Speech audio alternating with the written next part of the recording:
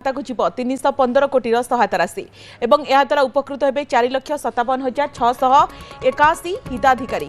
ପୂର୍ବ କିସ୍ତିରୁ ବାଦ୍ ପଡ଼ିଥିବା ମହିଳା ମଧ୍ୟ ଟଙ୍କା ପାଇବେ। 1,78,398 ନୂଆ ହିତାଧିକାରୀ ସାମିଲ ହୋଇଛନ୍ତି। ଏକାଥରକେ ଦୁଇଟି କିସ୍ତି ଅର୍ଥାତ୍ 5,000, 5,000, 10,000 ଟଙ୍କା ପାଇବେ 2,55,265 ଜଣ ମହିଳା। ମାର୍ଚ୍ଚ 8ରେ ମିଳିବ ଚତୁର୍ଥ କିସ୍ତି ସୁଭଦ୍ରା ଟଙ୍କା, କିନ୍ତୁ ଆଜି ସୁଭଦ୍ରା ଯୋଜନା ଟଙ୍କା ମିଳିବ। महिला खाता को जीव 315 कोटी सहायता। किछि दिन पूर्व उपमुख्यमंत्री प्रभाती परिडा गणमाध्यम को सूचना देते 1,78,398 नुआ हिताधिकारी सामिल होती। सब गुरुत्वपूर्ण कथा हूँ कि एकाथरके दुईटी किस्ती पाइबे 2,55,265 जन महिला अर्थात 5,000 प्लस 5,000 एमती दुईटी किस्ती 10,000 टंका पाइबे 2,55,265 महिला। सेमानक खाता को आउ किछि समय परे सुभद्रा टंका जीव। मार्च 8 रे मिलिबो चतुर्थ किस्ती सुभद्रा टंका।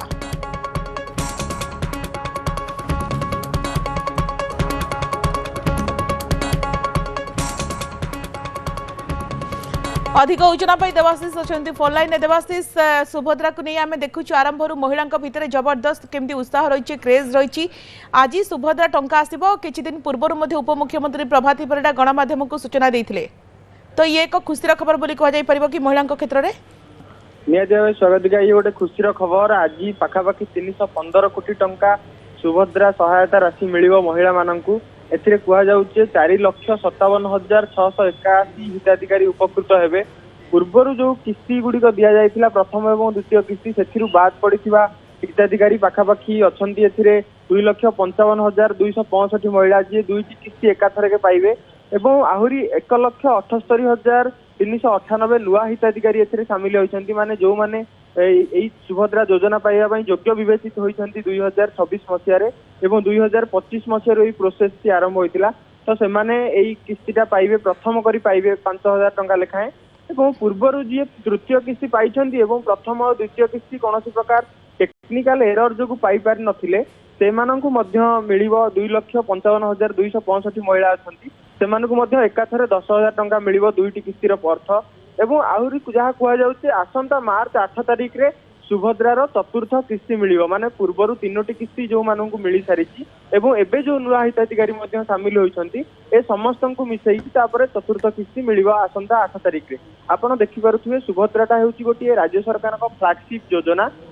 जेतेबेले प्रथमे बीजेपी सरकार क्षमता को आसिला 2024 मसीह से प्रथमे सुभद्रा योजनाटा को लॉन्च करथिले एवं खुद प्रधानमंत्री आसी सुभद्रा योजनार उद्घाटन करथिले एवं हिताधिकारी माननकु अर्थराशि प्रदान करथिले।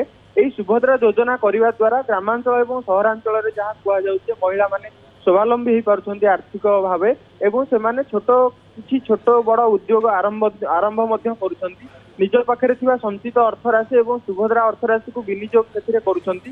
ता सहित सेमाने व्यवसाय वाणिज्य छोट व्यवसाय वाणिज्य कथा कहतु बा गोपालन कथा कहतु एवं विभिन्न क्षेत्र में सेमाने निवेश करुछंती एई सुभद्रा अर्थराशि को नहीं एवं स्वावलंबी हो पारुछंती। तो एटा को गोटे सफल योजना भाव राज्य सरकार प्रेजेंट करछंती। पूर्वरु कुहा जाइछि एथिरे 5 वर्ष भितर 50,000 टंका दियाजिबो महिला माननकु एवं प्रति वर्ष दुईटी किस्ती रे 5,000 लेखाएं 10,000 टंका वर्ष को दियाजिबो। 5 वर्ष भितर सर्वमोट 50,000 टंका दियाजिबो।